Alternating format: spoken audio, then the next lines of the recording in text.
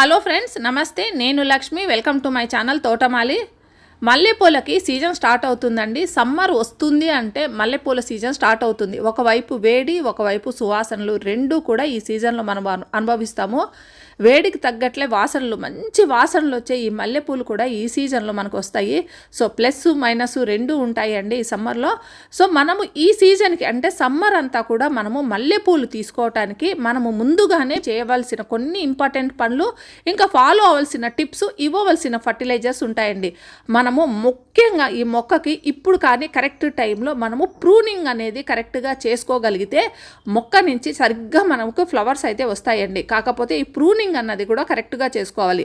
మనము 3 రకాలుగా చేసుకోవాలండి. మనకు నేల మీద ఉన్న మొక్కలకు ఒక రకంగా చేసుకోవాలి. పెద్ద కంటైనర్స్లో ఉన్న మొక్కలు, నేల మీద ఉన్న మొక్కలు అంటే మనము ట్రాన్స్ప్లాంట్ చేసుకోలేము వాటికి ఏ విధంగా చేసుకోవాలి.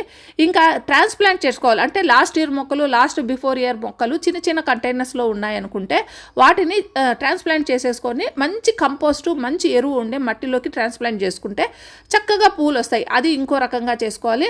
అలా కాకుండా ఇంకో రకంగా అండి, చిన్న చిన్న మొక్కలు ఉంటాయి కదా, మనము వాటిని పెద్ద కంటైనర్స్లోకి మార్చుకోవాలి. అవన్నీ కూడా ఇప్పుడు ఈ సీజన్లో చేసుకోవటం ద్వారా 3 రకాలుగా చేసుకోవటం ద్వారా కూడా మొక్కల్లో నుంచి మంచి ఫ్లవరింగ్ తీసుకోవచ్చు. మనము లాస్ట్ ఇయర్ మొక్కకు జస్ట్ నీళ్ళు ఇచ్చేస్తూ ఉంటే మనకి ఏ రకంగా కూడా మొక్కల్లో బలం లేక పువ్వులు అనేటివి రావు. ఇది బాగా గమనించుకోవాలండి. పువ్వులు రావటం లేదు అని మనం అనుకుంటాం, కానీ ఏ మొక్కకైనా బలం అంటూ సరిగ్గా లేకపోతే వాటి సీజన్లో అవి కొత్తగా ఆకులు, చిగుళ్ళు అయితే వస్తాయి, కానీ పువ్వులు మనం ఆశించినంతగా రావు. సో మనం ఈరోజు చేయవలసిన పని ఏంటంటే, ఈరోజు అంటే నేను ఈరోజు చేసుకుంటున్నాను, మీరు ఈ వీక్లో ఎప్పుడు వీలైతే ఆ రోజు మీరు చేసుకోండి. ముఖ్యంగా ప్రూనింగ్ అయితే చేసుకోండి. ఇప్పుడు నేను చూపిస్తున్న ఈ కంటైనరు 100 రూపీస్ టబ్లో పెట్టిందండి, పెద్ద కంటైనరు. నేను మొక్క నాటినప్పటి నుంచి ఇప్పటి వరకు ఈ మట్టిని అయితే మార్చలేదు. ఎందుకంటే కంటైనర్ సైజు పెద్దది, బరువు కూడా ఉంటుంది. ఈ ఇయర్ మాత్రం మొత్తం కంటైనర్లో ఉన్న మట్టిని కూడా మార్చేయాలనుకుంటున్నాను. దీని తర్వాత నేను ఇంకా 2-3 వీడియోస్ చూపిస్తానండి. చిన్న కంటైనర్స్ ఉన్నప్పుడు వాటిని ఏ రకంగా ట్రాన్స్ప్లాంట్ చేసుకోవాలి అనేది, వాటికి మట్టి మిశ్రమాన్ని ఏ విధంగా కలుపుకోవాలనేది కూడా నెక్స్ట్ వీడియోలో చూపిస్తాను. సో వీడియోస్ను మీరు రెగ్యులర్గా ఫాలో అవుతుంటే మంచి మొక్కల నుంచి అంటే మల్లె మొక్కల నుంచి మంచి ఫ్లవరింగ్ తీసుకోవచ్చు. చూపించాను కదండి ఏ విధంగా నేను ఈ మొక్కలంతా కూడా చాలా ఎక్కువగా కటింగ్ చేసేసానండి. మామూలుగా అయితే ట్రిమ్ చేయటం కాదు, డీప్గా కట్ చేసేసుకోవాలి చాలా ఎక్కువగా. ఇప్పుడు ఈ కట్ చేసేటప్పుడు కూడా నాకు చాలామంది లాస్ట్ ఇయర్ వీడియోస్లో అడిగిన ఒక ప్రశ్నకి ఈరోజు నేను సమాధానం చెప్తానండి. అదేంటంటే, మీకు ఒక లెవెల్లోని మీకు మొక్క బాగా డెవలప్ అయింది అంటే ఒక కొమ్మ హైట్లోకి, ఒక కొమ్మ తగ్గులోకి అట్లు కాకుండా ఒకే లెవెల్లో మీకు మొక్క ఉంది, ఫ్లవర్స్ కూడా వస్తున్నాయి. ఏం చేశారు మీరు అనేది ఇప్పుడు చూపిస్తా చూడండి. ఈ ప్రూనింగ్ అనేది చాలా ఇంపార్టెంట్. మనము ఈ ప్రూనింగ్ చేసుకునేటప్పుడు ఒకే లెవెల్లో, ఒకే హైట్లో మీరు ప్రూనింగ్ చేసుకోండి. మనము నేల మీద ఉంటే తీగలు బాగా అల్లుకొని పోతే మాత్రం వాటిని మనం ఏమి చేయలేమండి. కాకపోతే ఇలా కంటైనర్స్లో ఉన్నప్పుడు ఒకే లెవెల్లో మనము ప్రూనింగ్ చేసుకోవటం ద్వారా మళ్ళీ చిగుర్లన్నీ కూడా ఒకే లెవెల్లో వచ్చి మనకు మొక్క బుషీగా వచ్చి ఫ్లవర్స్ అన్నీ కూడా ఒకే లెవెల్లో వస్తాయండి. సో మనము ఈ లెవెల్లో మనము ప్రూనింగ్ చేసుకోగలిగితే మొత్తం ఆకులన్నీ తీసేయండి. ఈ చిగుర్లన్నీ కింద వరకు, చిగుర్లు కాదు ఈ కొమ్మలన్నీ కదా, ఇంకా చిన్న కొమ్మలు ఉంటే పూర్తిగా తీసేయండి. ముదురు కొమ్మలు మాత్రం ఈ విధంగా కట్ చేసుకోండి. చిన్న చిన్న కొమ్మల నుంచి ఇప్పుడు ఫ్లవర్స్ వస్తాయి అనుకోకండి. ఇవన్నీ కూడా ఇప్పుడు మళ్ళీ రీగ్రోత్ అన్నది స్టార్ట్ అవుతుంది. మళ్ళీ కొత్త చిగుర్లు, కొత్త కొమ్మలు అన్నీ వస్తాయి. కాబట్టి ఈ పాత చిగుర్లు కొత్తగా వచ్చినవన్నీ పూర్తిగా తీసేసి ఈ ముదురుగా ఉండే ఇవన్నీ మొక్కలన్నీ కూడా ఈ రకంగా జానడు ఉంచానండి. అంతే నేను ఎలాగో మనం ఇప్పుడు ఈ కటింగ్స్ అన్నీ చేస్తాం కదండి. ఈ కటింగ్స్ను మనం ఉపయోగించి కొత్త మొక్కలు తయారు చేసుకోవటానికి కూడా ఇది మంచి కరెక్ట్ సీజన్ అండి. మన దగ్గర ఉన్న మొక్కలే కాకుండా మనము ఈ మల్లెల్లో చాలా వెరైటీస్ మన ఫ్రెండ్స్ దగ్గర ఉన్నా కూడా ప్రతి ఒక్కరు ఇప్పుడు ట్రిమ్ చేస్తారండి. సో ఎవరిని అడిగినా కూడా ఇవి వేస్ట్గా పడేయటమే, చాలా ఎక్కువగా డీప్గా కట్ చేస్తారు కాబట్టి అన్నీ వేస్ట్గా పడేయటమే కాబట్టి అడగంగానే ఇస్తారండి. సో అడిగి తీసుకొని అన్ని కటింగ్స్ పెట్టుకోవటం ద్వారా కొత్త మొక్కలను మీరు డెవలప్ చేసుకోవచ్చు. నేను ఇదివరకే కొత్త మొక్కల్ని డెవలప్ చేసుకున్నానండి. వాటిని నేను ఏ విధంగా మనము రీపార్ట్ చేసుకోవాలి లేదా కొత్త మొక్కల్ని ఏ విధంగా ఈ కటింగ్స్ ద్వారా డెవలప్ చేసుకోవాలనేది కూడా నెక్స్ట్ వీడియోలో మీకు తెలియజేస్తాను. ఇప్పుడు కంటైనర్లో ఉన్న మట్టినంతా తీసేసి కొత్త మట్టిని యాడ్ చేయటము, ఫర్టిలైజర్ని యాడ్ చేయటము చేయాలి. కాబట్టి వేటిల్ని నేను ఈ మొక్కకు యాడ్ చేస్తున్నాను అనేది మీకు చూపిస్తున్నానండి. అన్నింటికంటే ముందుగా వేపపిండి 1 కప్పు తీసుకున్నాను. వేపపిండి మనము ఈ ఫర్టిలైజర్లో యాడ్ చేయటం ద్వారా మట్టిలో వచ్చే పెస్ట్ను కూడా ఇది చాలా బాగా కంట్రోల్ చేస్తుంది. ఇంకా దీని తర్వాత బోన్ మీల్ 2 కప్పులు తీసుకున్నానండి. ఈ కొలతలు అనేది ఏ కప్పుతో తీసుకుంటున్నానో అదే కప్పుతో నేను ఈ 2 కప్పులు ఇది బోన్ మీల్ తీసుకున్నాను. దీని తర్వాత 1 కప్పు నేను మస్టర్డ్ కేక్ పౌడర్ అంటే ఆవాల చెక్క అంటారు కదా, అది 1 కప్పు తీసుకున్నాను. ఆవాల చెక్కను ప్రతి ఫ్లవరింగ్ ప్లాంట్కి, ఫ్రూట్ ప్లాంట్స్కు అన్నిటికి ఇవ్వచ్చండి. ఇంకా దీని తర్వాత సగం కప్పు, ఇప్పుడు నేను తీసుకున్న కప్పులో సగం కప్పు ఎప్సమ్ సాల్ట్ ఉపయోగిస్తున్నానండి. ఎప్సమ్ సాల్ట్ అనేది ఆకులు గ్రీన్గా పచ్చగా రావటానికి, కిరణజన్య సంయోగ క్రియ బాగా జరగటానికి ఉపయోగపడుతుంది. ఇక దీని తర్వాత మైక్రో న్యూట్రియంట్స్ అధికంగా ఉండే సీవీడ్ ఫర్టిలైజర్ను దీనికి యాడ్ చేశాను. వీటి తర్వాత ఫెర్రస్ సల్ఫేట్ అండి, దీన్ని ఇవ్వటం ద్వారా మట్టిలో pH అమెండ్మెంట్ అనేది బాగా జరుగుతుంది. ఇంకా ఆకులు ఎల్లోయిష్గా అవటము, రాలిపోవటం అనే ప్రాబ్లం కూడా సాల్వ్ అయిపోతుంది. దీని తర్వాత ఐరన్ డస్ట్ను కూడా నేను యాడ్ చేస్తున్నానండి. ఇది ఇవ్వటం ద్వారా మట్టిలో ఐరన్ డెఫిషియన్సీ ఏదైనా ఉన్నా కూడా అది బాగా సాల్వ్ అయిపోతుంది. నేను ఓల్డ్ సాయిల్ను ఉపయోగిస్తున్నానండి. 3-4 ఇయర్స్ పాత సాయిల్ కాబట్టి అందులో ఉన్న న్యూట్రియంట్స్ అన్నీ కూడా డెఫిషియన్సీ ఉంటుంది.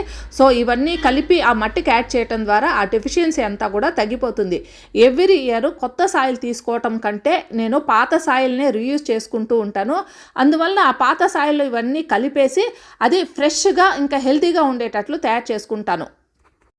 ఇందులోనే సిట్రిక్ యాసిడ్ కూడా యాడ్ చేయటం ద్వారా ఆమ్ల గుణం అనేది పెరుగుతుంది, చారగుణం అనేది మట్టిలో తగ్గుతుంది. ఇంకా ట్రైకోడర్మా విరిడి, సూడోమోనాస్ ఇవంతా కూడా కొద్దిగా నేను మట్టికి కలపడం ద్వారా మట్టిలో ఉన్న ఫంగస్ అనేది బాగా తగ్గి మట్టి అనేది హెల్తీగా తయారవుతుంది. సో వీటిని చాలా కొద్దిగా అండి, ఎంతంటే ఒక 2-3 స్పూన్లు అంత మాత్రమే యాడ్ చేస్తున్నాను. ఎవ్రీ ఇయర్ పాత మట్టిని పడేయటము, కొత్త మట్టిని తీసుకోవటం అనేది చాలా కష్టమైన పనండి.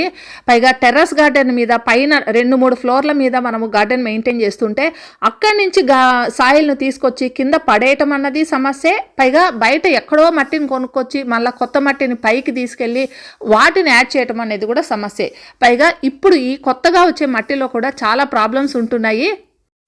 నర్సరీలో తెచ్చుకునే మట్టిలో న్యూమటోడ్స్ ఎక్కువగా ఉంటున్నాయండి. అందువల్ల నేను కొత్త మట్టి కంటే పాత మట్టినే రీయూజ్ చేసుకోవటం ద్వారా వాటిని ఉపయోగించుకుంటున్నాను. మొక్కను బాగా ట్రిమ్ చేశాక కిందకి దించి ఉల్టా చేసేసానండి. ఇప్పుడు చూసారా, ఎప్పుడో నేను ఈ మొక్కను ఒక 3 ఇయర్స్ అయిపోయిందో 4 ఇయర్స్ అయిందో మొక్కను నాటి అప్పటి నుంచి ఇప్పటికీ దీన్ని మార్చలేదు. వేర్లు చూసారా ఏ విధంగా చుట్టకపోయినాయో. ఈ విధంగా వేర్లు అధికమైపోతే మాత్రం మనం ఇచ్చే న్యూట్రియంట్స్ మొక్కకు అందవండి. వేర్లు అధికంగా కాకుండా అవసరమైనంత మాత్రమే వేర్లుంటే న్యూట్రియంట్స్ అనేటివి బాగా మొక్కకు అంది మొక్క ఆకులు, పువ్వులు అనేది బాగా వస్తాయి. ఇక ఈ మట్టిలో కూడా గ్రబ్స్ అనేటివి ఎక్కువగా ఉన్నాయి. ఇవి ఉండడం వల్ల మట్టిలో గ్రబ్స్ అధికంగా ఉండడం వల్ల ఇవి వేరును బాగా కొరికేసి మొక్కను పాడు చేసేస్తాయి. సో మనం అప్పుడప్పుడు మట్టిని ఈ విధంగా తీసేసి బయటకు ఎండేయటం ద్వారా ఈ గ్రబ్స్ అనేటివి కంట్రోల్ చేయగలుగుతామండి. చూసారా, ఈ పాత మట్టిలోనే 2-3 గ్రబ్స్ బయటకు వచ్చేసాయి. సో ఇప్పుడు ఈ పాత మట్టిని నేను ఉపయోగించను, కొత్త మట్టిని తీసుకొని వాటిని ఉపయోగిస్తాను. ఈ పాత మట్టిని మళ్ళీ బాగా ఎండబెట్టేసి 2-3 రోజులు ఎండిపోతే ఈ గ్రబ్స్ లాంటివన్నీ చనిపోతాయి. ఎండబెట్టి మళ్ళీ నేను నెక్స్ట్ వేరే మొక్కకు వాడుకుంటాను. నేను వాడే మట్టిని ఇదండి, ఈ రెడ్గా ఉండే మట్టి.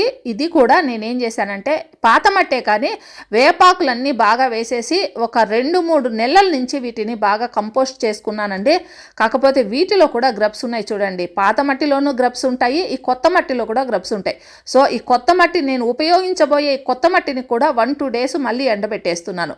ఈ విధంగా అండి మట్టిలో ఎలాంటి పెస్టు లేకుండా చూసుకుంటే ఈ మట్టిని ఇచ్చినా కూడా ఆ మట్టి అనేది బాగా హెల్తీగా ఉంటుంది. మనం ఫర్టిలైజర్స్ కూడా దీనికి యాడ్ చేసే ముందు 1-2 డేస్ దీన్ని బాగా ఎండబెట్టేసుకోండి. ఈ లోపల అధికంగా పెరిగిపోయిన ఈ వేరునంతా తీసేసుకోవాలండి. మనకు కొద్దిపాటి వేరు ఉంటే సరిపోతుంది, కానీ చుట్టకపోయినా ఈ వేరు వలన మనకు ఉపయోగం లేదు. ఈ పిల్లర్లు అంటారు కదా, వాటినన్నీ తీసేసి మెయిన్ వేరు మాత్రమే ఉంచుకోండి.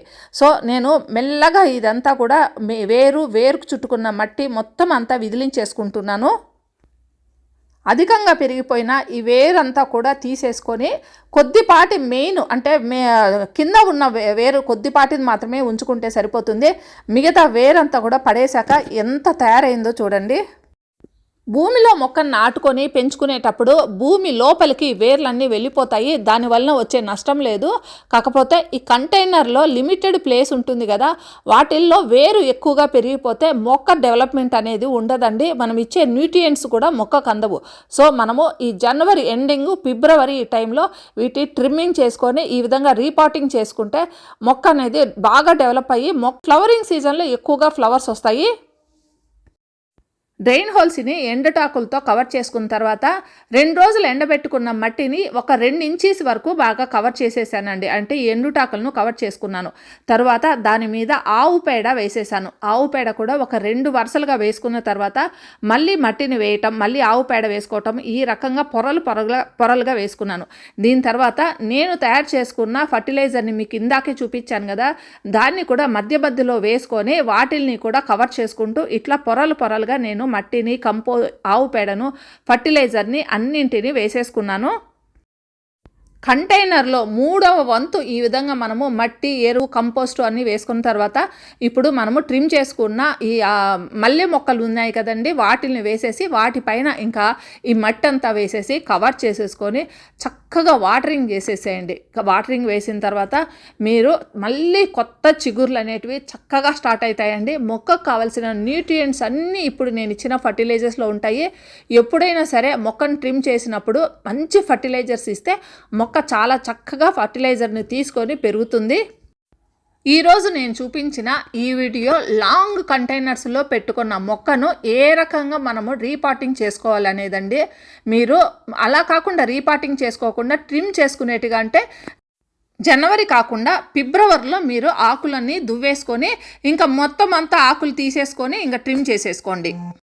మల్లె మొక్కల్లో మంచి ఫ్లవర్ రావటానికి జనవరి, ఫిబ్రవరి ఈ నెలలో మనం చేయవలసిన పనులను గురించి ఈరోజు వీడియోలో తెలియజేశాను. ఈరోజు వీడియో మీకు నచ్చినట్లయితే ఒక లైక్, కామెంట్ ఇవ్వండి. ఇంకా సబ్స్క్రైబ్ చేయకుండా ఉంటే తప్పకుండా సబ్స్క్రైబ్ చేయండి. మళ్ళీ మరో మంచి వీడియోతో మీ ముందుకు వస్తాను. అంతవరకు హ్యాపీ గార్డెనింగ్. Bye bye.